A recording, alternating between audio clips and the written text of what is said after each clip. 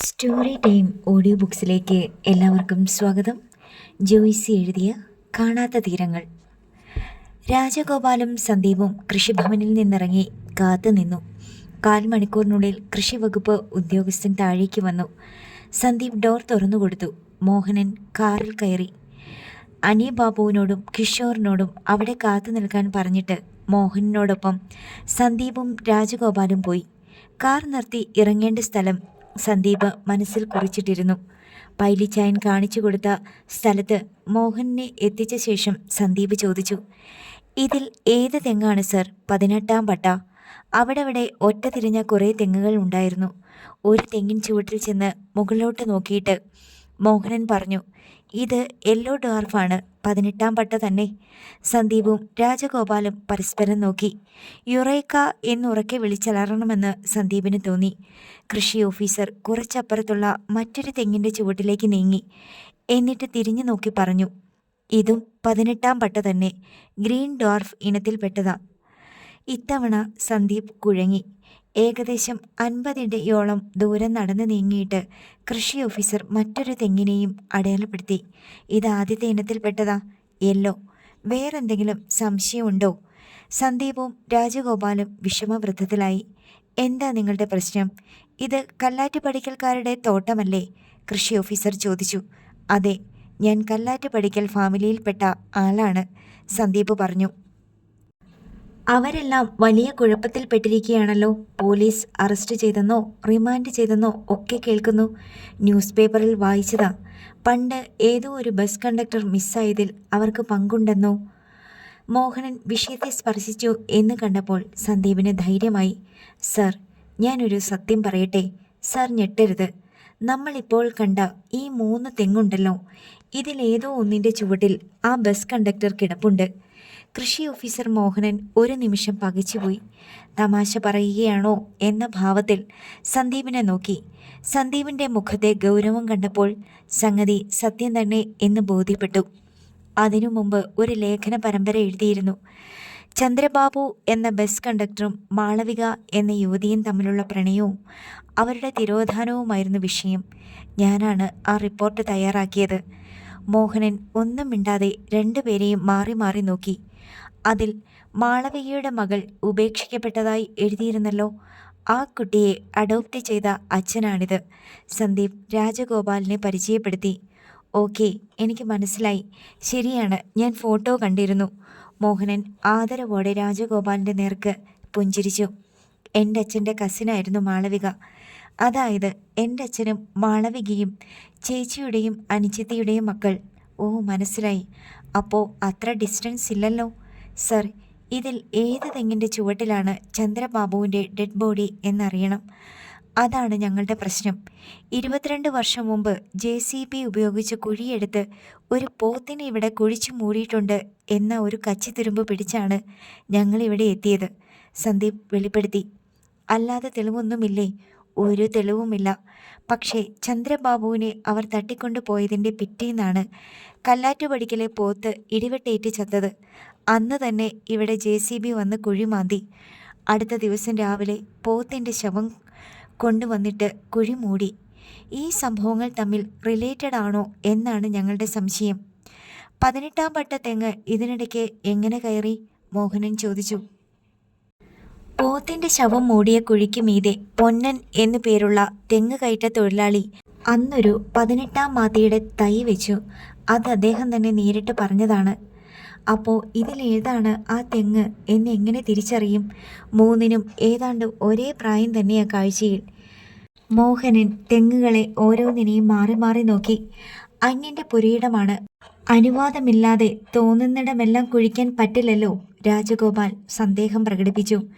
കുഴിച്ച സ്ഥലത്തെ മണ്ണ് തിരിച്ചറിയാൻ എന്തെങ്കിലും മാർഗമുണ്ടോ? സന്ദീപ് ആരാഞ്ഞു. JCB വന്ന് കുഴിയെടുത്തെങ്കിൽ അത് വലിയ കുഴിയായിരിക്കുമല്ലോ. കുഴിയെടുത്ത സ്ഥലത്തിൻ്റെ മണ്ണിൻ്റെ ഘടനയ്ക്ക് മാറ്റം വരും, മോഹനൻ പറഞ്ഞു. പക്ഷേ 22 വർഷം കൊണ്ട് മണ്ണെല്ലാം ഒരുപോലെയാകില്ലേ? രാജഗോപാൽ ചോദിച്ചു. മണ്ണിന് ABCD എന്നിങ്ങനെ 4 അടുക്കുകളുണ്ട്. മേൽമണ്ണുള്ള അടുക്ക് ഹൊറൈസൺ A, അതിനിടയിൽ ചെറിയ ചരലും മണ്ണും കലർന്നുള്ളത് ഹൊറൈസൺ B, അതിന് താഴെ ചെങ്കല്ലും കുമ്മായക്കല്ലും ചരൽക്കല്ലുകളുമുള്ള ഭാഗം ഹൊറൈസൺ സി, അതിനടിയിൽ ഉള്ള പാറ ഹൊറൈസൺ ഡി. JCB വന്ന് കുഴിക്കുമ്പോൾ ആദ്യത്തെ 3 ലെയറും മാന്തി വെളിയിലിടും. അതേ മണ്ണിട്ട് തന്നെയാണല്ലോ മൂടുന്നതും. എങ്ങനെ മൂടിയാലും ആദ്യത്തെ പോലെ അടുക്ക് ശരിയാവില്ല, മോഹനൻ വിശദീകരിച്ചു. 22 വർഷം കഴിഞ്ഞാലും? രാജഗോപാൽ ചോദിച്ചു. 50 വർഷം കഴിഞ്ഞാലും. അതായത് ലക്ഷോപലക്ഷം സൂക്ഷ്മജീവികളും അനേകം മൂലകങ്ങളും രാസഘടനകളും കാലാവസ്ഥയും എല്ലാം കൂടി ഒത്തുചേർന്ന് നൂറ്റാണ്ടുകൾ കൊണ്ടാണ് ആ അടുക്കുകൾ അങ്ങനെയായി തീരുന്നത്. അത് ഉഴുതുമറിച്ചിട്ട് വീണ്ടും കൂട്ടിയിട്ടാൽ പഴയ പോലെയാകാൻ പിന്നെയും നൂറ്റാണ്ടുകൾ വേണ്ടിവരും. കൃഷി ഓഫീസറുടെ വിശദീകരണം കേട്ടതോടെ സന്ദീപിൻ്റെ മുഖം തെളിഞ്ഞു. അപ്പോൾ ഈ 3 തെങ്ങിൻ്റെയും പരിസരം കുറച്ച് വീതം കുഴിച്ചു നോക്കിയാൽ നമുക്ക് എവിടെയാണ് മണ്ണിൻ്റെ അടുക്ക് തെറ്റിയിരിക്കുന്നതെന്ന് മനസ്സിലാക്കാൻ പറ്റും അല്ലേ? Of course. എന്താ സംശയം? സർ, അതും കൂടി ഒന്ന് പരിശോധിച്ച് പറയണം. ഞങ്ങൾ എന്ത് വേണമെങ്കിലും ചെയ്യാം. സന്ദീപ് കൃഷി ഉദ്യോഗസ്ഥൻ്റെ മുൻപിലേക്ക് അടുത്ത കരു നീക്കി വെച്ചു. റെസ്റ്റോറൻറ്റിൽ പോയി ഭക്ഷണം കഴിച്ച ശേഷം സന്ദീപും അനിബാബുവും ഹോട്ടൽ റൂമിലേക്ക് തിരിച്ചു വന്നു. രാത്രി 10 മണി കഴിഞ്ഞിരുന്നു. മണിമലയിലെ മണ്ണ് പരിശോധനാ നടപടികൾ തീരാൻ 2 ദിവസം വേണ്ടി വരുന്നതിനാലാണ് സന്ദീപ് പൊൻകുന്നത്തെ ക്യാമ്പ് ചെയ്യാൻ തീരുമാനിച്ചത്.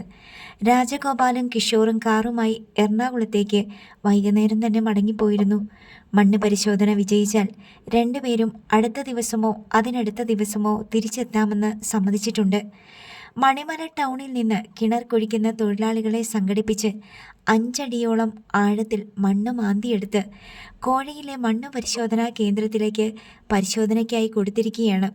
3 സ്ഥലത്തായി വളർന്നു നിന്നിരുന്ന 3 18-ാം പട്ട തെങ്ങുകളുടെ പരിസരമാണ് ഇങ്ങനെ പരിശോധനയ്ക്കായി കുഴിച്ചെടുത്തുകൊണ്ട് പോയത്. ഗ്രീൻ ഡോർഫ് ഇനത്തിൽപ്പെട്ട 18-ാം പട്ട തെങ്ങിൻ്റെ പരിസരം കുഴിച്ചപ്പോൾ തന്നെ കൃഷി ഓഫീസർ മോഹനൻ ചില സംശയങ്ങൾ പ്രകടിപ്പിച്ചിരുന്നു. മറ്റ് 2ഇടത്തെയും പോലെയല്ല ഇവിടെ മണ്ണിൻ്റെ അടുക്ക്. ഹൊറൈസൺ എയും ബിയും സിയും കൂടിക്കലർന്ന് കിടക്കുന്ന പോലെ തോന്നുന്നു. മോഹനൻ കൈവെള്ളിയിൽ മണ്ണ് കോരിയെടുത്ത് അതിൻ്റെ ഘടനാ വൈവിധ്യങ്ങൾ സന്ദീപിന് കാട്ടിക്കൊടുത്തു. ചരലും ചെങ്കല്ലും മേൽമണ്ണും കൂടി കുഴഞ്ഞിരിക്കുന്നത് കണ്ടോ? മോഹനന് ഏറെക്കുറെ ഉറപ്പായിരുന്നു ഗ്രീൻ ഡ്വാർഫ് തെങ്ങിൻ്റെ താഴെയായിരിക്കും യഥാർത്ഥ സ്ഥാനമെന്ന്. മിക്കവാറും നാളെ തന്നെ കൃത്യവിവരം അറിയാമല്ലേ സാറേ? അനി ബാബു സന്ദീപിനോട് ചോദിച്ചു. ഞാനും അത് തന്നെയാണ് ചിന്തിച്ചുകൊണ്ടിരുന്നേ, സന്ദീപ് പറഞ്ഞു. ആ ഭാഗത്ത് മണ്ണിന് മാറ്റം ഉണ്ടായിരുന്നു, നമുക്ക് പോലും കണ്ടാ അറിയാം. സന്ദീപ് മൂളി.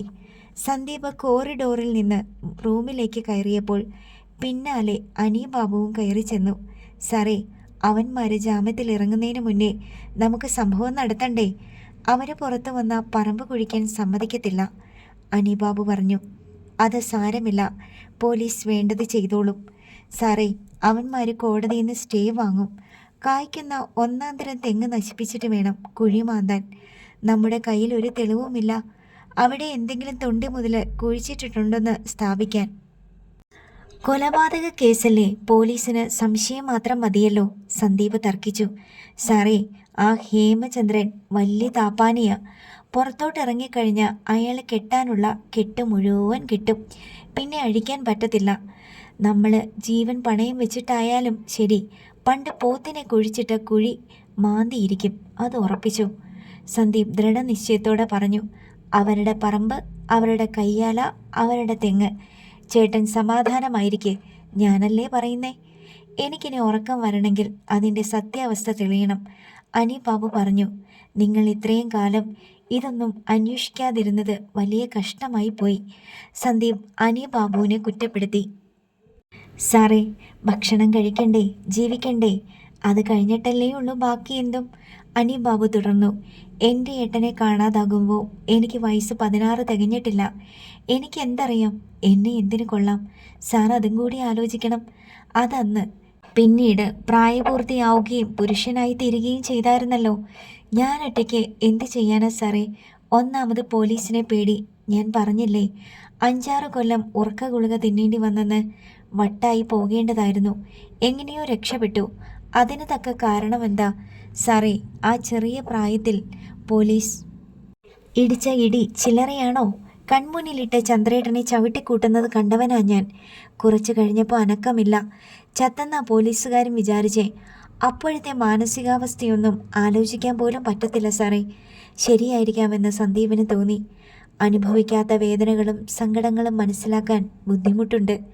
15 വയസ്സുള്ള ബാലൻ പോലീസ് ലോക്കപ്പിലെ ക്രൂരതകൾ കണ്ട് മനസ്സിൻ്റെ സമനില തെറ്റിയില്ലെങ്കിലേ അത്ഭുതമുള്ളൂ. ചേട്ടനും പോയി, ചേച്ചിയും പോയി, അച്ഛനെയും അമ്മയും നോക്കണ്ടേ? പല പണികളും ചെയ്തു നോക്കി, ഒരിടത്തും എത്താൻ പറ്റുന്നില്ല. കഷ്ടിച്ച് ചെലവ് കഴിഞ്ഞു പോകാം. അതുപോരാ, കാശുണ്ടാക്കണം. എൻ്റെ ചന്ദ്രേട്ടൻ എന്തു പറ്റി എന്നന്വേഷിച്ച് സത്യം പുറത്തു കൊണ്ടുവരണം. എളുപ്പത്തിൽ കാശുണ്ടാക്കാൻ വേണ്ടി ചാരായം മാറ്റി നോക്കി, പിടിക്കപ്പെട്ടു. പിന്നെ കൂപ്പിൽ കയറി തടി വെട്ടി.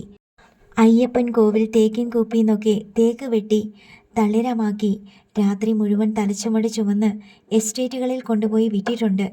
80-85 കിലോ വരും ഓരോ ചുമട്. കുന്നു കയറി ഇറങ്ങി തോടും പുഴയും കടന്ന് നടക്കണം. തലച്ചുമടിന് തടി വിറ്റിട്ട് എന്ത് കിട്ടാനാ? കുറേ കഷ്ടപ്പെട്ടിട്ടുണ്ട് അല്ലേ? ചെറിയ കഷ്ടപ്പാടൊന്നും അല്ല സാറേ. ഒരിക്കൽ കോതപാറയിന്ന് തേക്ക് തടി രാഖിരാമാനം അറുത്ത് തളിരമാക്കി ജീപ്പിൽ കയറ്റി വാഗമണ്ണിലെത്തിച്ചപ്പം പെട്രോള് തീർന്നു. ഫുൾ ടാങ്ക് അടിച്ചതാണെന്ന് ഓർക്കണം. എതിലേ പോയെന്ന് അറിയാൻ മേല. ഒടുക്കം തടി മുഴുവൻ എസ്റ്റേറ്റിലെ തേയിലക്കാട്ടിൽ തള്ളിയിട്ട് ജീപ്പ് ഉന്തി തള്ളി ഇറക്കത്തിലെത്തിച്ചു. അന്ന് ഈരാറ്റുപേട്ടയിലെത്തണം എണ്ണയടിക്കണമെങ്കിൽ. വാഗമൺ മുതൽ ഇറക്കമായതുകൊണ്ട് തീക്കോയി വരെ ന്യൂട്രലടിച്ചു പോന്നു. അപ്പോഴേക്ക് നേരം വെളുത്തു. പിറ്റേന്ന് രാത്രി ഫുൾ ടാങ്ക് എണ്ണയും അടിച്ച് വാഗമൺ എസ്റ്റേറ്റിലെത്തി നോക്കുമ്പോൾ തടി ഒറ്റ കഷ്ണം പോലുമില്ല. പണിക്ക് വന്ന തൊഴിലാളികൾ ആരോ കണ്ടിട്ട് അവരെല്ലാം കൂടി കിട്ടിയവർ പെറുക്കിക്കൊണ്ടുപോയി. ഈരാറ്റുപേട്ടയിൽ എത്തിച്ചിരുന്നെങ്കിൽ 50,000 കിട്ടേണ്ട തടിയാ. കയ്യിൽ നിന്ന് 10,000 നഷ്ടം വേറെ. അല്ലെങ്കിലും കള്ളത്തടിയുടെ ബിസിനസ്സൊക്കെ മോശമല്ലേ? എന്നായാലും പിടിക്കപ്പെടും. ആ പൈസയൊന്നും നിലനിൽക്കത്തില്ല. സന്ദീപ് പറഞ്ഞു. സാർ ഇതും കൂടി കേക്ക്. പൊന്തൻപുഴ വനത്തിന്ന് തടി വെട്ടാൻ പോയി. ഒരു 100 അടി പൊക്കത്തിൽ പന പോലെ വളർന്നു നിൽക്കുന്ന ഒന്നാന്തരം ഈട്ടി. മില്ലിൽ എത്തിച്ച 2 ലക്ഷം രൂപ പോക്കറ്റില. അറപ്പുകാര് റെഡി. Lorry ready. വനത്തിൽ കയറി ഈട്ടിയുടെ ചുവറെടുത്തു. ഉദ്ദേശിച്ചെടുത്തുനിന്ന് ഒരു ലേശം ചെരിഞ്ഞുപോയി. ഈട്ടിയുടെ തടി ചെന്ന് ചാരിയത് ഒരു വെൺതേക്കിൻ്റെ ഒത്ത കവരത്തില.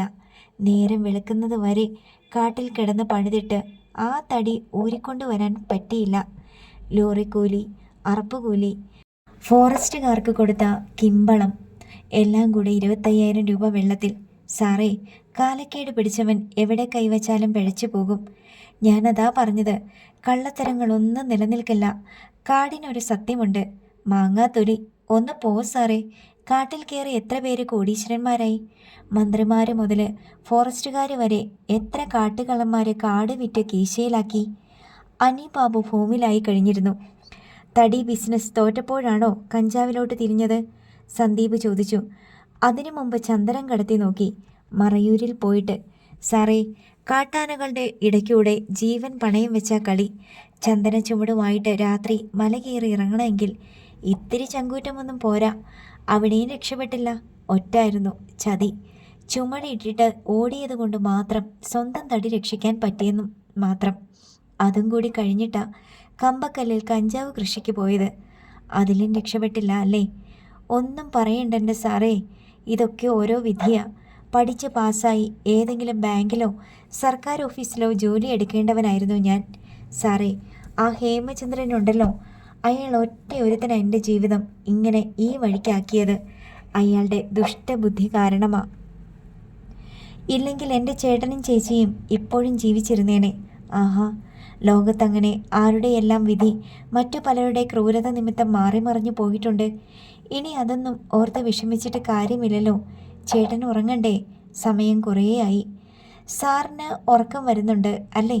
ശരി, രാവിലെ കാണാം. അനി ബാബു മുറി വിട്ടിറങ്ങി. അയാളുടെ മുറിയിലേക്ക് പോയി. വാതിലടച്ച ശേഷം സന്ദീപ് ഫോണെടുത്ത് അലിമയെ വിളിച്ച് സംസാരിച്ചുകൊണ്ട് കിടന്നു. കൃഷി ഓഫീസർ മോഹനൻ കൃഷിഭവനിൽ കാത്തിരിക്കുന്നുണ്ടായിരുന്നു. സന്ദീപും അനി ബാബുവും ഓട്ടോറിക്ഷയിലാണ് ചെന്നത്. മണ്ണ് പരിശോധനയുടെ ഫലം മോഹനൻ പ്രവചിച്ചതുപോലെ തന്നെയായിരുന്നു. ഗ്രീൻ ഡാർഫ് 18-ാം പട്ട തെങ്ങിൻ്റെ ചുറ്റുവട്ടമാണ് ഇളക്കി മറിച്ച നിലയിൽ കാണപ്പെടുന്നത്. മറ്റ് തെങ്ങുകളുടെ ചുവട്ടിലെ മണ്ണിൻ്റെ അടരുകൾക്ക് കാര്യമായ മാറ്റമില്ല. മോഹനൻ സന്ദീപിനെ അറിയിച്ചു. ഇനി എന്താ നമുക്ക് ചെയ്യേണ്ടത്? സന്ദീപ് ചോദിച്ചു. എനിക്കൊന്നും ചെയ്യാനില്ല. അല്ലെങ്കിൽ തന്നെ ഇതെൻ്റെ ജോലിയല്ല. നിങ്ങൾക്ക് വേണ്ടി ഒരു ഹെൽപ്പ് ചെയ്തു എന്ന് മാത്രം.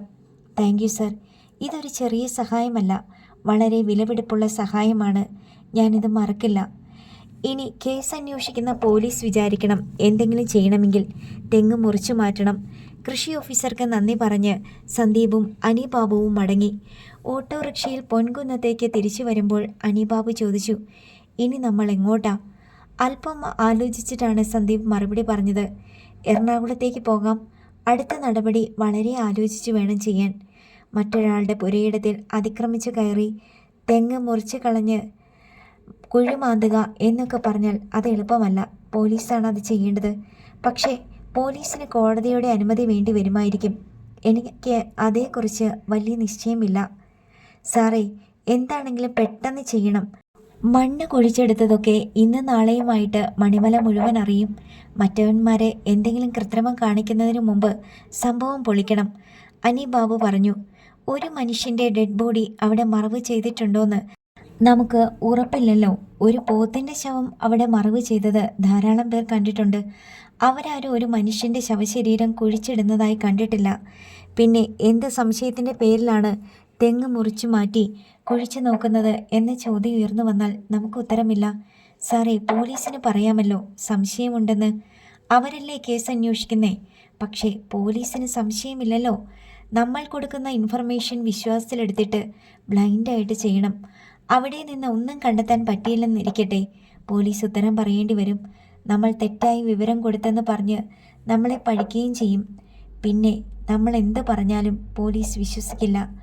കൊലക്കേസിൻ്റെ അന്വേഷണത്തിൽ ഒളിപ്പിച്ച തൊണ്ടിയെക്കുറിച്ചും മറച്ച തെളിവുകളെക്കുറിച്ചുമുള്ള സംശയങ്ങൾ പ്രബലമാണെങ്കിൽ മാത്രമേ കെട്ടിടം പൊളിക്കുക, കൃഷി നശിപ്പിക്കുക തുടങ്ങിയ കാര്യങ്ങൾ ചെയ്യാൻ പറ്റൂ.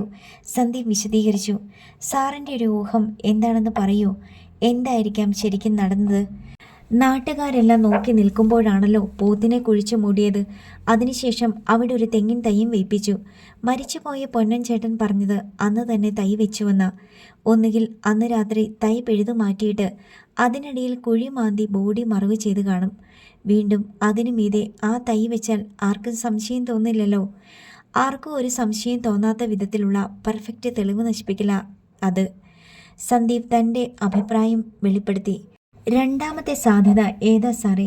അതായത് തലേ ദിവസം JCB കൊണ്ടുവന്ന് ആഴത്തിൽ കുഴിയെടുത്തു.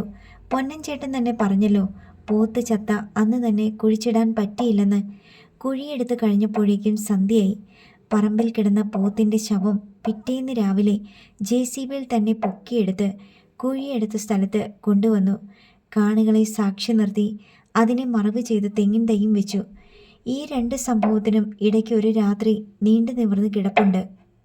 ആ സമയത്ത് ചന്ദ്രബാബുവിൻ്റെ ഡെഡ് ബോഡി കൊണ്ടുവന്ന് കുറച്ച് മണ്ണിട്ട് മൂടിയിരിക്കാം. പിന്നീട് നേരം പുലർന്ന ശേഷം പോത്തിൻ്റെ ശവം കൊണ്ടുവന്ന് അതിനു മീതെ മണ്ണിട്ട് മൂടിയാലും ആർക്കും സംശയം തോന്നില്ലല്ലോ. അപ്പോൾ സാറേ, ആ പോത്തിൻ്റെ കാര്യമോ? അതൊരു കൊലയായിരിക്കാനല്ലേ വഴി? സംശയമെന്താ? ഇടിവെട്ടേറ്റ് ചത്തുവെന്നൊക്കെ കെട്ടിച്ചമച്ചതായിരിക്കും. തൊഴുത്തിൽ നിന്ന പോത്തിനെ തോട്ടത്തിൽ എവിടെയോ ആരും കാണാത്തിടത്ത് കൊണ്ടുപോയി കൊന്നതായിരിക്കാം. സാറേ, ഇപ്പോൾ എനിക്കെല്ലാം പിടികിട്ടി. അനിബാബു വലിയൊരു പദപ്രശ്നം പൂരിപ്പിച്ച സംതൃപ്തിയോടെ സീറ്റിലേക്ക് നല്ലപോലെ ചാരിയിരുന്നു. ആലുവ റൂറൽ SP വിക്രം ശ്രീനിവാസന്റെ ഗേറ്റിന് വെളിയിലായി രാജഗോപാൽ കാർ ഒതുക്കി. സന്ദീപും അല്ലിമയും രാജഗോപാലും കാറിൽ നിന്നിറങ്ങി. എത്തുന്ന വിവരം മുൻകൂട്ടി അറിയിച്ചിരുന്നതിനാൽ വിക്രമിൻ്റെ മകൾ മധുബാല സിറ്റൗട്ടിൽ കാത്തു നിൽക്കുന്നുണ്ടായിരുന്നു. അല്ലിമ ഗേറ്റ് കടന്ന് മുൻപേ നടന്നു ചെന്നു. മധുബാല അവളെ ഷേക്ക് ഹാൻഡ് നൽകി സ്വീകരിച്ചു. വിക്രം ശ്രീനിവാസ് ഹാളിൽ തന്നെ ഉണ്ടായിരുന്നു. മധുബാല അല്ലിമയെ അങ്ങോട്ട് കൂട്ടിക്കൊണ്ടുപോയി. അല്ലിമ അദ്ദേഹത്തിന് ഗുഡ് മോർണിംഗ് ആശംസിച്ചു. വിക്രം ശ്രീനിവാസ് പുഞ്ചിരിയോടെ തിരിച്ചും വന്ദനം പറഞ്ഞു.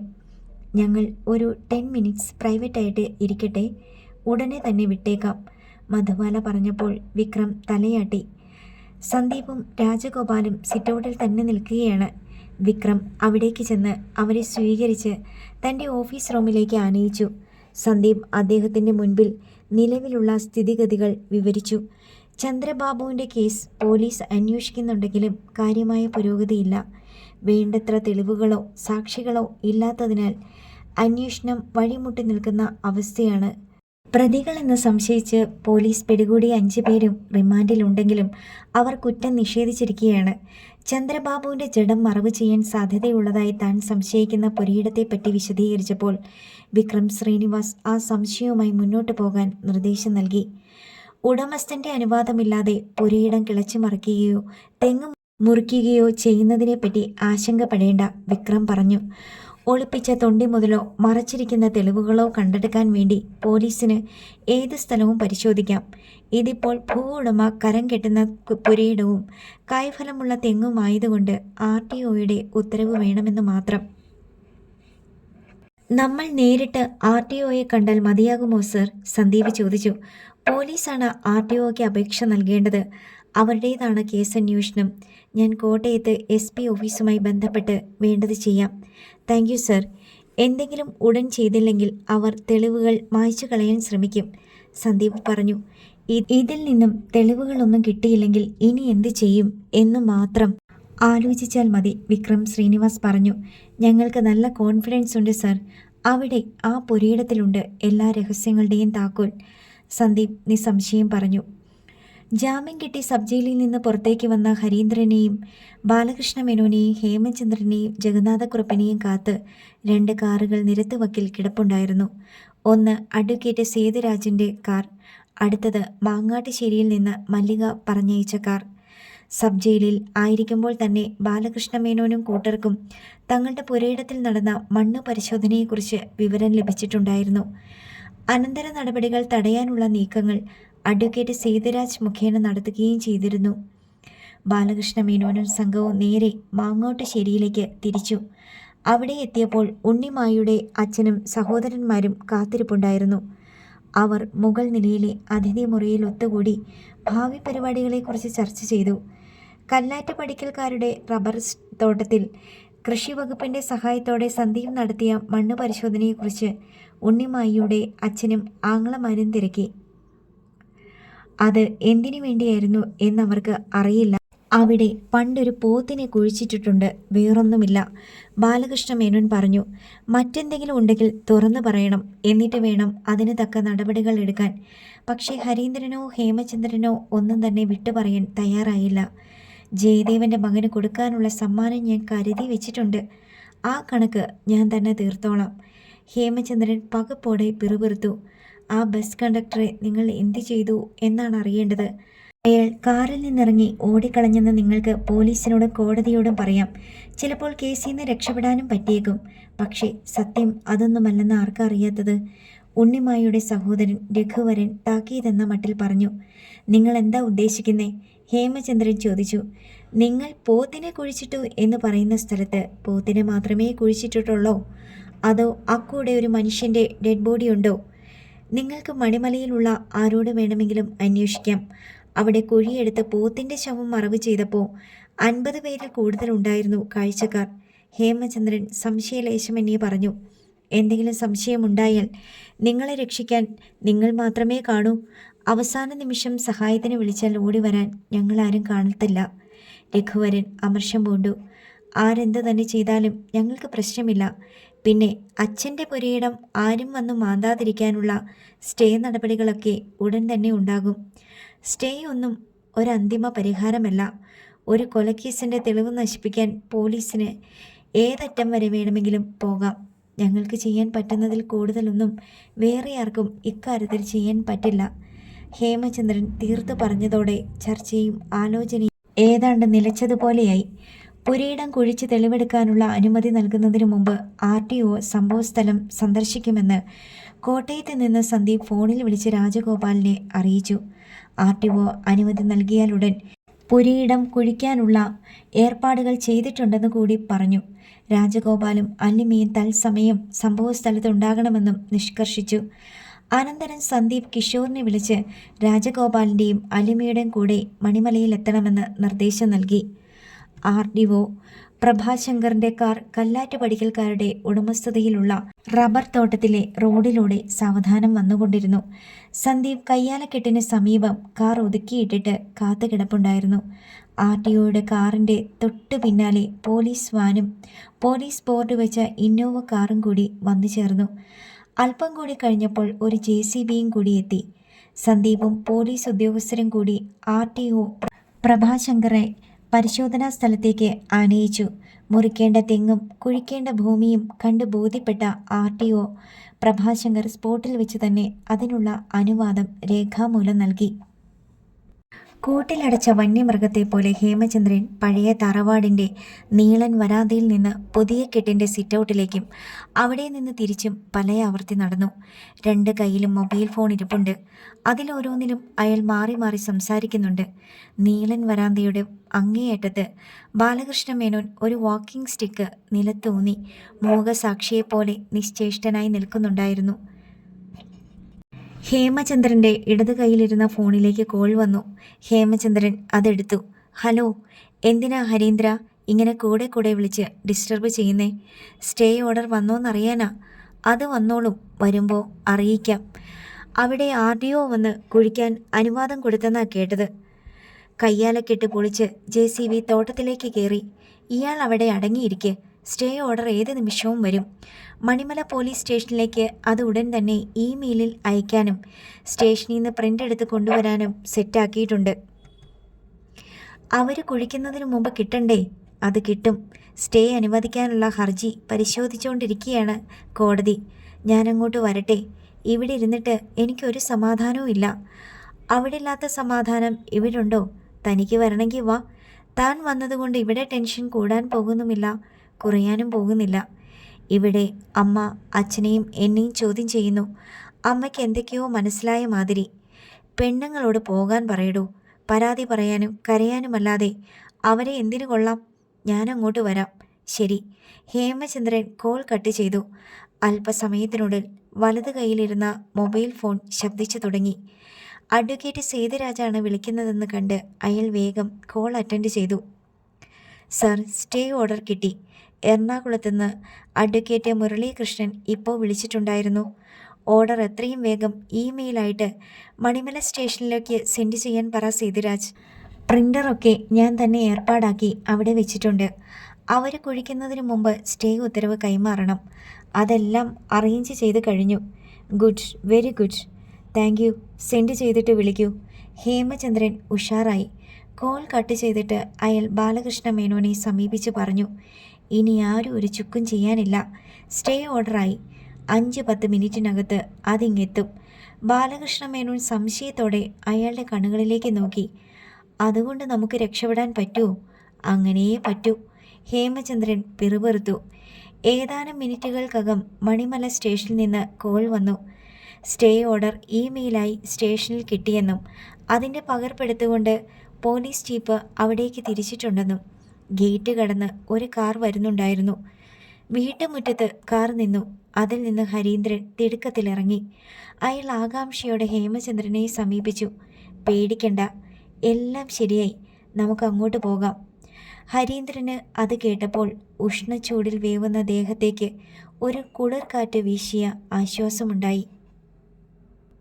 രാജഗോപാലിൻ്റെ കാർ റോഡരികിൽ വന്നു നിന്നു. അവിടെ ഒരു വാഹനനിര തന്നെ രൂപപ്പെട്ടിരുന്നു. അതിൻ്റെ ഏറ്റവും പിന്നിലായി രാജഗോപാലിൻ്റെ കാറും. കിഷോർ മുൻ സീറ്റിൽ നിന്ന് ഇറങ്ങി നാലുപാട് നോക്കി. അല്ലിമയോട് ഇറങ്ങി വരാൻ കൈകൊണ്ട് ആംഗ്യം കാട്ടി. അല്ലിമയും രാജഗോപാലും ഇറങ്ങി. അവർ വാഹനനിരയ്ക്കരികിലൂടെ മുന്നോട്ടു നീങ്ങി. കയ്യാലക്കെട്ട് പൊളിച്ചിട്ടിരിക്കുന്ന ഭാഗത്തെത്തി. സംഗതി തുടങ്ങിക്കഴിഞ്ഞ ലക്ഷണമാ. കിഷോർ തോട്ടത്തിലേക്ക് കൈ ചൂണ്ടിക്കാട്ടി. അല്ലിമയും രാജഗോപാലും തോട്ടത്തിലേക്ക് നോക്കി. അവിടെ ഒരാൾക്കൂട്ടമുണ്ട്. ഒരിടത്ത് തെങ്ങ് മുറിക്കുന്ന പണി നടക്കുകയാണ്. JCB തെങ്ങിന് ചുറ്റുമുള്ള മണ്ണ് മാന്തി ഇളക്കുന്നു. പോലീസുകാരെയും കാണാനുണ്ട്. കൂട്ടത്തിൽ സന്ദീപിനെയും കണ്ടു. നമുക്ക് അങ്ങോട്ട് ചെല്ലാം. രാജഗോപാലും അല്ലിമയും കിഷോറും കൂടി തോട്ടത്തിലേക്ക് നടന്നു നീങ്ങി. റബ്ബർ ടാപ്പ് ചെയ്യുന്നവർ നടന്നു തെളിഞ്ഞ വഴിയിലൂടെ പാതി ദൂരം എത്തിയപ്പോഴേക്കും പോലീസ് കൈകാട്ടി അവരെ തടഞ്ഞു. നിങ്ങളൊക്കെ ആരാ? എന്താ ഇവിടെ കാര്യം? ഞാൻ എറണാകുളത്ത് നിന്ന് വരികയാ, രാജഗോപാൽ പറഞ്ഞു. ആലുവ റൂറൽ SP വിക്രം ശ്രീനിവാസിൻ്റെ അനുവാദത്തോടെയാണ് ഞങ്ങൾ വന്നിരിക്കുന്നത്. അപ്പോഴേക്കും സന്ദീപ് അവിടേക്ക് വന്നു. CA റാങ്കിലുള്ള പോലീസ് ഉദ്യോഗസ്ഥനോട് പറഞ്ഞു, ഈ പെൺകുട്ടിയുടെ അച്ഛൻ്റെ കേസാണ് നമ്മൾ അന്വേഷിക്കുന്നത്. CI അല്ലിമയെ ഒന്നും കൂടി നോക്കി. മനസ്സിലായ മട്ടിൽ തലയാട്ടി. ആളുകളോട് മാറി നിൽക്കാൻ ആരോ വിളിച്ചു പറയുന്നുണ്ടായിരുന്നു. ചെയിൻ സോയുമായി തെങ്ങ് മുറിക്കുന്ന ആൾ തെങ്ങിൻ തടിയുടെ മുകളറ്റത്ത് അരയിൽ ബന്ധിച്ച കയറിൽ ചാരി നിന്ന് തെങ്ങിൻ്റെ മണ്ട മുറിക്കുന്നുണ്ടായിരുന്നു. തെങ്ങ് ചാഞ്ഞു നിന്ന വശത്തേക്ക് നിമിഷങ്ങൾക്കുള്ളിൽ ഓലകളും തേങ്ങയും കരിക്കും വെള്ളക്കയും അടക്കമുള്ള അതിൻ്റെ മണ്ട മുറിഞ്ഞ് നിലം പതിച്ചു. തേങ്ങകളും കരിക്കും പൂക്കലകളുമെല്ലാം നിലത്തടിച്ച് ചിതറി. തെങ്ങ് മുറിക്കുന്ന ആൾ കുറച്ച് താഴേക്കിറങ്ങി തെങ്ങിൻ്റെ മധ്യഭാഗത്ത് യന്ത്രവാൾ വെച്ച് മുറിക്കുന്ന ജോലി തുടർന്നു. അതും ഏതാനും മിനിറ്റുകൾക്കുള്ളിൽ വീണു. ചെയിൻസോയുമായി താഴെ ഇറങ്ങി വന്ന തെങ്ങ് വെട്ടുകാരൻ നിലത്ത് നിന്ന് ഒരടിയോളം മുകളിൽ വെച്ച് തെങ്ങ് ചുവടയെ അറുത്തു. അതും വീണ് കഴിഞ്ഞപ്പോൾ JCB വന്ന് അതിൻ്റെ യന്ത്ര കൈകൊണ്ട് തെങ്ങിൻ തടികളെ നിരക്കി മാറ്റി. അനിബാബുവും കൂടെയുള്ള 4 പേരും ചേർന്ന് വലിച്ച കോൺക്രീറ്റ് ഇലക്ട്രിക്കൽ പോസ്റ്റ് റോഡ് സൈഡിൽ നിന്ന് പണിപ്പെട്ട് പൊക്കി റോഡിനു കുറുകെ വെച്ചു. ലോറിക്ക് ലോഡ് കയറ്റാൻ വേണ്ടി മുറിച്ച് റോഡരികിൽ അടുക്കിയിരുന്ന റബ്ബർ മരത്തടികൾ ഇലക്ട്രിക് പോസ്റ്റിന് അപ്പുറവും ഇപ്പുറവും അടുക്കി. അതിനുശേഷം അവർ തൊട്ടടുത്ത പുഴക്കരയിലേക്ക് നടന്നുപോയി. അവിടെ കയ്യും കാലും കഴുകി. അനിബാബു തൻ്റെ കൂടെ വന്ന പണിക്കാർക്ക് ആളൊന്നുക്ക് 5000 രൂപ വീതം കൊടുത്തു പറഞ്ഞയച്ചു. മണിമല പോലീസ് സ്റ്റേഷനിൽ നിന്ന് കോടതിയുടെ സ്റ്റേ ഉത്തരവുമായി പാഞ്ഞു വന്ന ജീപ്പ് റോഡിന് കുറുകെ വെച്ച ഇലക്ട്രിക് പോസ്റ്റിന് മുന്നിൽ സഡൻ ബ്രേക്ക് ഇട്ടു. മണിമല SHO ജെയിംസ് കുര്യനൊപ്പം ഒരു കോൺസ്റ്റബിളും ഡ്രൈവറും മാത്രമേ ഉള്ളൂ. ഇതേത് റാസ്കൽ ചെയ്തു വെച്ച പണിയാ? ജെയിംസ് കുര്യൻ ആരോടെന്നില്ലാതെ ആക്രോശിച്ചു. അയാൾ ജീപ്പിൽ നിന്ന് ഇറങ്ങി നോക്കി. എടുത്തു മാറ്റ്, പോകണ്ടേ? ജെയിംസ് കുര്യൻ ആജ്ഞാപിച്ചു. ഡ്രൈവറും കോൺസ്റ്റബിളും മനസ്സില്ലാ മനസ്സോടെ ഇറങ്ങി. കോൺക്രീറ്റ് പോസ്റ്റ് പിടിച്ചുയർത്താൻ അലസമായി 1-2 തവണ ശ്രമിച്ചിട്ട് കോൺസ്റ്റബിൾ പറഞ്ഞു, സാറേ, ഇത് മാറ്റാൻ 2 പേരൊന്നും പോരാ. ഈ റബ്ബർ കട്ടൻസ് എല്ലാം പിറക്കി മാറ്റണ്ടേ? ഇത് ആരെക്കൊണ്ട് പറ്റും? ജെയിംസ് കുര്യൻ എന്ത് വേണമെന്നറിയാതെ നിന്നു. അയാളുടെ മൊബൈലിലേക്ക് ഒരു കോൾ വരുന്നുണ്ടായിരുന്നു. ഹേമചന്ദ്രനാണെന്ന് കണ്ട് അയാൾ അറ്റൻഡ് ചെയ്തു. Hello sir. എടോ, താൻ എവിടെ എത്തി? അവർ തെങ്ങ് മുറിച്ചു കഴിഞ്ഞു. എവിടെ സ്റ്റേ ഓർഡർ? സാർ, റോഡിലൊരു തടസ്സം. കോൺക്രീറ്റ് പോസ്റ്റ് വിലങ്ങനെയിട്ട് വഴി തടഞ്ഞിരിക്കുന്നു. കുറേ റബ്ബർ തടികളും ഉണ്ട്. ഷിറ്റ്, ആര് ചെയ്തു? അറിയില്ല സർ. വേറെ വഴിയൊന്നുമില്ലേടോ? തിരിച്ചു പോയിട്ട് പള്ളിപ്പടി വഴി വരാം സർ. അതിന് ഇനിയും 1/2 മണിക്കൂർ കൂടി സമയമെടുക്കില്ലടോ. പെട്ടെന്ന് വരാം സർ, വേറെ വഴിയില്ല. ജെയിംസ് കുര്യൻ ജീപ്പിൽ കയറിയിട്ട് തിരിച്ചു പോകാൻ ഡ്രൈവർക്ക് നിർദ്ദേശം നൽകി. ജഗന്നാഥക്കുറുപ്പ് കൈവരി പിടിച്ച് പാതിയോളം കോണിപ്പടികൾ കയറി കിതച്ചും കൊണ്ട് അവിടെ നിന്നു. ഇനി ബാക്കി പടികൾ കയറണോ എന്നറിഞ്ഞുകൂടാ. എന്തിനാണ് ഇത്രയും കയറിയതെന്നും അറിയില്ല. അയാൾ പിന്നാക്കം തിരിഞ്ഞു നോക്കി. ഉണ്ണി വായും തുറന്ന് നോക്കി നിൽക്കുന്നു. കാഴ്ചയിൽ ഒരു പുരുഷൻ. മുഖത്ത് ബുദ്ധിമാന്ദ്യത്തിൻ്റെ എല്ലാ ലക്ഷണങ്ങളും. ഉന്തി നിൽക്കുന്ന വലിയ കണ്ണുകളിൽ നിഷ്കളങ്കതയും അമ്പരപ്പും. താൻ ഇന്നോളം ചെയ്തു കൂട്ടിയ സകല തിന്മകളുടെയും പ്രതിഫലമാണ് ജ്ഞാനത്തിൻ്റെ നദി താണ്ടാനാവാതെ മറുകര പകച്ചു നിൽക്കുന്ന പുരുഷജന്മമെന്ന് ജഗന്നാഥക്കുറുപ്പ് ഒരു നിമിഷം അന്താളിച്ചു പോയി. ഇതുവരെ ആലോചിച്ചതും ആശങ്കപ്പെട്ടതുമെല്ലാം മറന്ന് ഒരു വിഡ്ഢിയെപ്പോലെ എന്തിനെന്നറിയാതെ അയാൾ പടികളിറങ്ങി. മല്ലിക ഹാളിൻ്റെ ഒത്ത നടുക്ക് ഇരിപ്പിടങ്ങൾക്ക് മധ്യേ ഊന്നുവടിയുടെ സഹായത്തോടെ നിൽപ്പുണ്ടായിരുന്നു. ഇനിയെങ്കിലും സത്യം പറ, എല്ലാവരും കൂടെ കൊന്നതാണോ കൊല്ലിച്ചതാണോ?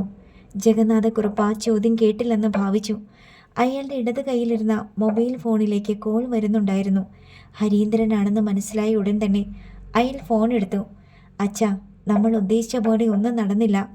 ഇടയ്ക്ക് എന്തൊക്കെയോ തടസ്സങ്ങൾ. ഒരു പക്ഷേ പോലീസ് അങ്ങോട്ട് വന്നേക്കും. അച്ഛൻ അവരോട് സംസാരിക്കാൻ നിൽക്കണ്ട. സുഖമില്ലെന്ന് പറഞ്ഞ് മുറിയിലിരുന്നാൽ മതി. തോട്ടത്തിൽ എന്തായ കാര്യങ്ങൾ? ജഗന്നാഥക്കുറുപ്പ് പരവശനായി ചോദിച്ചു. തെങ്ങ് മുറിച്ച് കുറ്റി പിഴുതു മാറ്റി. JCB കുഴി മാന്തിക്കൊണ്ടിരിക്കുന്നു. ജഗന്നാഥക്കുറുപ്പിൻ്റെ നട്ടെല്ലിലൂടെ തണുത്ത ഒരു വിറയൽ പാഞ്ഞു. ഹേമചന്ദ്രൻ ഇല്ലേ അവിടെ? ആരെയൊക്കെയോ ചീത്ത വിളിച്ചുകൊണ്ട് നിൽക്കുന്നു. സ്റ്റേ ഓർഡർ കിട്ടിയെങ്കിലും അത് എത്തിയിടത്ത് എത്തിക്കാൻ കഴിയാഞ്ഞതിൻ്റെ ദേഷ്യമാ.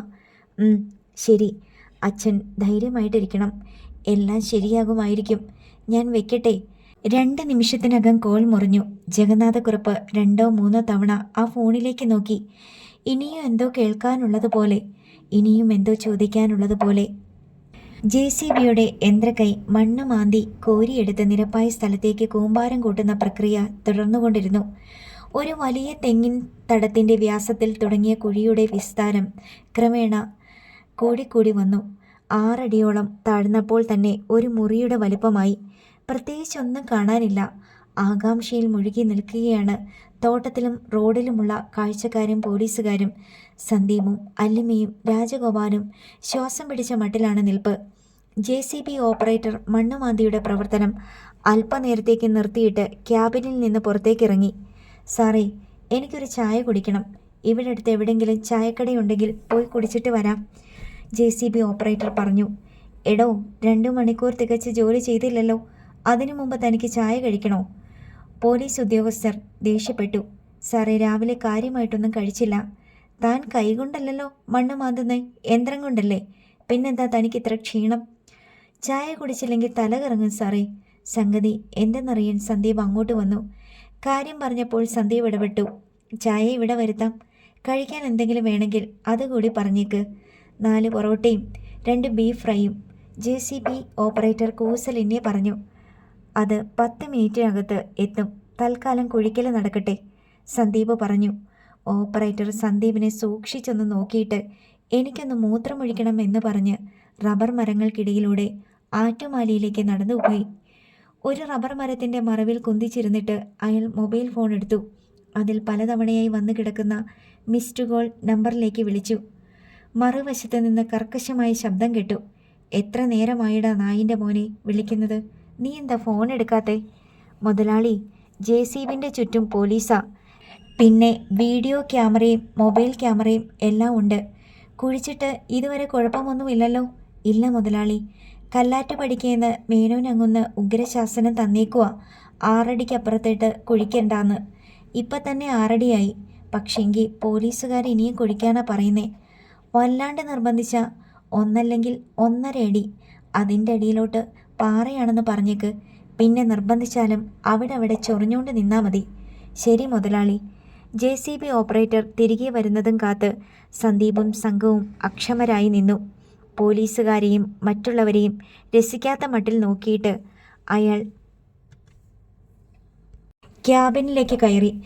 തനിക്ക് ആകാവുന്നിടത്തോളം മന്ദഗതിയിൽ കുഴിയിൽ നിന്ന് മണ്ണ് മാന്തി കോരുന്ന പണി തുടർന്നു.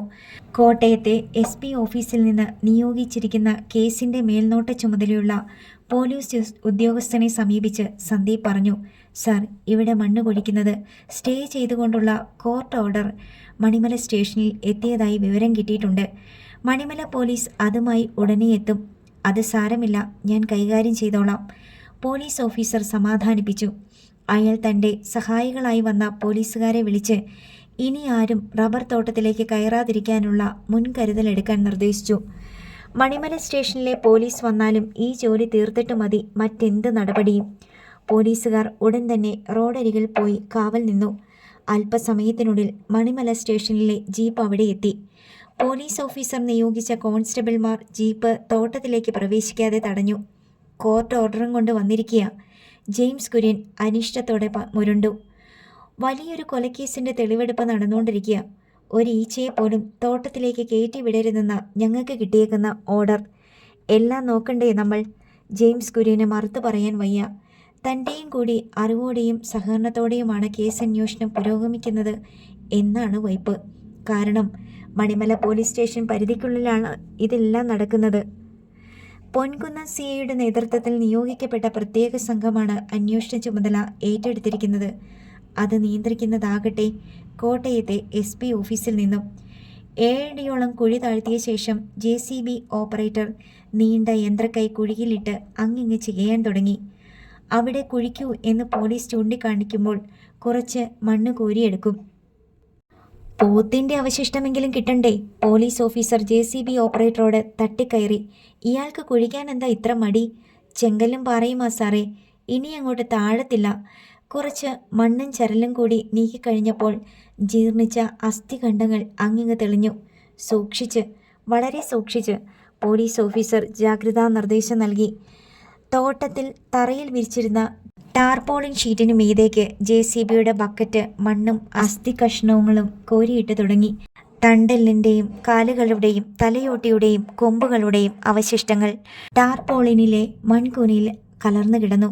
JCBയുടെ എഞ്ചിൻ നിർത്തിയിട്ട് ക്യാബിനിൽ നിന്ന് തല പുറത്തേക്കിട്ട് ഓപ്പറേറ്റർ പറഞ്ഞു, കഴിഞ്ഞു, ഇനി ഒന്നുമില്ല. താഴെ ചെങ്കലിൻ്റെ പാളിയ, കുഴിക്കാൻ പറ്റത്തില്ല.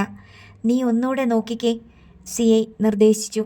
അയാൾ എഞ്ചിൻ ഓൺ ചെയ്ത് ഗിയർ ലിവറുകൾ പ്രവർത്തിപ്പിച്ചു. ലോഡർ ബക്കറ്റ് ലൈനിൻ്റെ വശങ്ങളിലെ ലോഡർ ലിഫ്റ്റ് സിലിണ്ടറുകൾ ചലിക്കുന്നതനുസരിച്ച് വലിയ ലോഡർ ബക്കറ്റ് കമഴ്ന്നു. കുഴിയിലെ ചെങ്കലിൽ ഘനമുള്ള ലോഡർ ബക്കറ്റ് ഇടിച്ച് ഓപ്പറേറ്റർ ചെങ്കലിൻ്റെ കാഠിന്യം കാട്ടിക്കൊടുത്തു. ഇനി കുഴിച്ചാലും ഒന്നും കിട്ടത്തില്ല സാറേ, ഓപ്പറേറ്റർ തറപ്പിച്ചു പറഞ്ഞു. ഈ സമയം ഒരു പിക്കാക്സുമായി അനിബാബു കുഴിക്കരികിലേക്ക് വന്നു. സാറേ, ഞാൻ കുഴിച്ചു കാണിക്കാം, അയാൾ പിക്കാക്സ് ഉയർത്തിപ്പിടിച്ച് CIയോട് പറഞ്ഞു. CI മുഖം കൊണ്ട് ഒരാംഗ്യം കാട്ടി. അനിബാബു പിക്കാക്സുമായി 7.5 അടി താഴ്ചയിലേക്ക് ഊർന്നിറങ്ങി. വെള്ളമുണ്ട് മാടിക്കുത്തി ഷർട്ടിൻ്റെ 2 ബട്ടൺ അഴിച്ചിട്ട ശേഷം അയാൾ ചെങ്കൽപ്പാളിയുടെ അരികെ ചേർത്ത് പിക്കാക്സിൻ്റെ മൂർച്ച കൂടിയ ഭാഗം കൊണ്ട് ആഞ്ഞു കുത്തി തുടങ്ങി. പാളികൾക്കിടയിലെ മണ്ണ് വകഞ്ഞു മാറ്റിയ ശേഷം പിക്കാക്സിൻ്റെ കൂന്താലി പോലുള്ള ഭാഗം ഇട്ട് തിക്കി ചെങ്കൽപ്പാളിയെ ഇളക്കി. എന്നിട്ട് കുഴിവക്കിൽ നോക്കി നിൽക്കുന്ന പോലീസുകാരോട് പറഞ്ഞു, സാറേ, ഇത് ചെങ്കലിൻ്റെ പാറയൊന്നുമല്ല, എവിടെന്നോ ചെങ്കലിൻ്റെ പാളികൾ കൊണ്ട് അടുക്കിയിട്ട് സെറ്റായതാ. താൻ കിളച്ചു നോക്ക്, പറ്റാവുന്നിടത്തോളം കുത്തിയിളക്ക്, പോലീസുകാർ പ്രോത്സാഹിപ്പിച്ചു. സാറേ, എന്നാ ഞാനങ്ങ് മാറിക്കോട്ടെ, JCB ഓപ്പറേറ്റർ പോകാൻ തിടുക്കം കൂട്ടി. താൻ പോകാൻ വരട്ടെ, അയാൾ കുത്തിയിളക്കുന്ന മണ്ണും കല്ലും താൻ കോരി കരക്കിട്, CI ആജ്ഞാപിച്ചു. സാറേ, ഇനി അയാൾ ചെയ്യട്ടെ, നിനക്കെന്താടാ കഴിവരുടെ മോനെ പോകാൻ ഇത്ര തിടുക്കം? ഞങ്ങളെല്ലാവരും പോയി കഴിഞ്ഞിട്ട് നീ പോയാ മതി, കേറടാ JCBയിലോട്ട്. CIയുടെ ആക്രോശം കേട്ട് ഓപ്പറേറ്റർ അന്താളിച്ചു പോയി. അയാൾ ഒരക്ഷരം മിണ്ടാതെ ക്യാബിനിൽ കയറി JCB പ്രവർത്തിപ്പിച്ചു. അനിബാബു പിക്കാക്സ് വെച്ച് കൊത്തിയിളക്കുന്ന മണ്ണും കല്ലും അയാൾ ലോഡർ ബക്കറ്റ് ഉപയോഗിച്ച് കോരി കരക്കിട്ടു. ചെങ്കൽപ്പാളികൾ കൊത്തിയടർത്തി കോരി മാറ്റിയതോടെ അടിയിൽ വീണ്ടും മണ്ണും ചരലുമായി. 1.5 അടി കൂടി താഴ്ന്നു കഴിഞ്ഞപ്പോൾ അനിബാബു ആഞ്ഞു കൊത്തിയ പിക്കാക്സ് മണ്ണിനടിയിൽ എവിടെയോ ഉടക്കി. അനിബാബു മുകളിലോട്ട് നോക്കിയിട്ട് JCBക്കാരനോട് മണ്ണ് കോരി മാറ്റാൻ അടയാളം കാട്ടി. ലോഡർ ബക്കറ്റ് താഴേക്ക് വന്ന് മണ്ണ് കോരി അനിബാബു മണ്ണിട്ട് കട്ടി കുറഞ്ഞതായി തോന്നിയ ഭാഗം സൂക്ഷ്മതയോടെ പിക്കാക്സ് കൊണ്ട് കിളച്ചു മാന്തി. ഒടുക്കം ഒരു പ്ലാസ്റ്റിക് ഷീറ്റിൻ്റെ ചില ഭാഗങ്ങൾ മണ്ണിന് മീതെ ദൃശ്യമായി. സൂക്ഷിച്ച് സൂക്ഷിച്ച്, പോലീസ് അനിബാബുവിനോട് ആംഗ്യത്തോടെ പറഞ്ഞു. അനിബാബു ഇതിനകം വിയർപ്പിൽ കുതിർന്നു കഴിഞ്ഞിരുന്നു. ശ്രദ്ധാപൂർവം വശങ്ങളിലെ മണ്ണ് വകഞ്ഞു മാറ്റിയപ്പോൾ പായിൽ തെറുത്ത് പൊതിഞ്ഞ പോലെ കട്ടിയുള്ള പ്ലാസ്റ്റിക് ഷീറ്റ് കൊണ്ട് നീളത്തിൽ പൊതിഞ്ഞ ഒരു ഭാണ്ഡം മണ്ണിന് വെളിയിൽ പ്രത്യക്ഷമായി. അതിന് പല ചുറ്റുകളായി വരിഞ്ഞു ചുറ്റിക്കെട്ടിയ നൂൽക്കമ്പികൾ മിക്കവാറും തുരുമ്പിച്ച് ദ്രവിച്ചടർന്നു പോയെങ്കിലും ആ കെട്ടിൻ്റെ പാടുകൾ വടുക്കൾ പോലെ പ്ലാസ്റ്റിക് ഷീറ്റിൻ്റെ മേൽ അങ്ങിങ്ങായി കാണാമായിരുന്നു. അനിബാബു പിക്കാക്സ് താഴെയിട്ട് കുഴഞ്ഞു പോയ പോലെ ആ മണ്ണിലേക്കിരുന്നു. അയാൾ ഇനി ഒന്നും തന്നെ മനസ്സിലാക്കാൻ അവശേഷിക്കുന്നില്ല. തൻ്റെ സഹോദരൻ്റെ ജഡം 22 വർഷം മുമ്പ് മറവ് ചെയ്തതാണ് ഇപ്പോൾ കൺമുന്നിൽ കാണുന്ന പ്ലാസ്റ്റിക്കിൻ്റെ പൊതിക്കെട്ട് എന്ന തിരിച്ചറിവിൽ കൈത്തലത്തിലേക്ക് നെറ്റി താങ്ങി അയാൾ തലകുനിച്ചു. അടുത്ത ഭാഗം നാളെ.